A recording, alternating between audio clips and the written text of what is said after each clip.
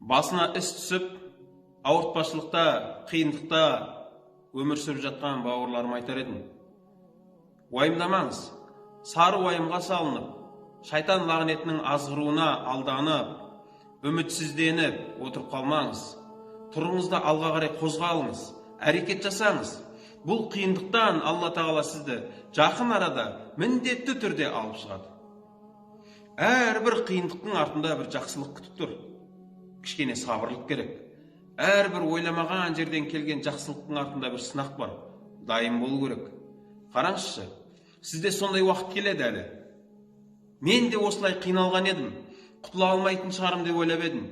Алла Тағала мені бұл қиындықтан да алып шықты ғой, деп айтып отыратын уақыттар келеді әлі. Алла Тағаланың Құрандағы аятына мән бермейміз бе? Инна мa'al usri yusra, fa inna ma'al usri yusra. Қараңызшы, әрбір ауыртпашылықтың артында бір жеңілдік бар. Әрбір, расында қайталап айтады Алла Тағала, расында әрбір ауыртпашылықтың артында бір жеңілдік бар. Өзі бұл дүниеде бір жетістікке жеттудің өзі оңайлықпен келмейді ғой. Қиналу керек адам, шаршау керек, жұмыс істеу керек деген сияқты. Әрбір сіздің қиналған уақыттарыңыз бұл Алла Тағаланың алдында біріншіден сауап болып жазылады. Екіншіден, осыған кішкене сабыр қылсаңыз, артында үлкен жақсылық күтіп тұр.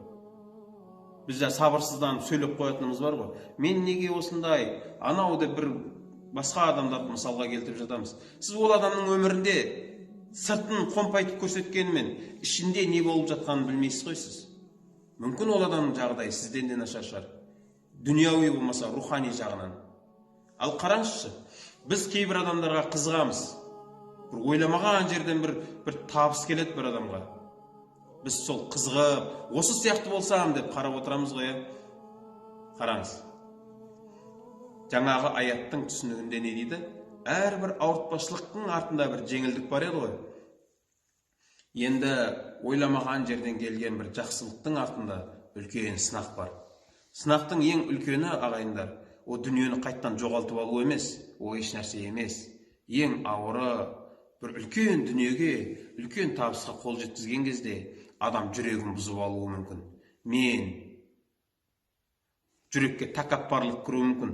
Мынау келген дүниеге, Алла Тағаланың берген дүниесіне меніңкі деп ойлап қалып, адамның жүрегінде сен менен төменсің, мен сенен жоғарымын деген сияқты жүректе тәкаппарлық оянып кетуі мүмкін. Ал ағайындар, бай адам жәннатқа кірмейді деген жоқ. Кедей адам жәннатқа кірмейді деген нәрсе жоқ. Бірақ тәкаппар жәннаттың иісін сезбейді деген нәрсе бар.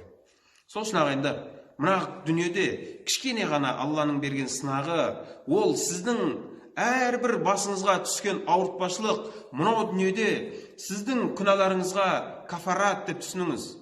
Әрбір қиындық күнәңіздің кешірілуіне себеп болатын.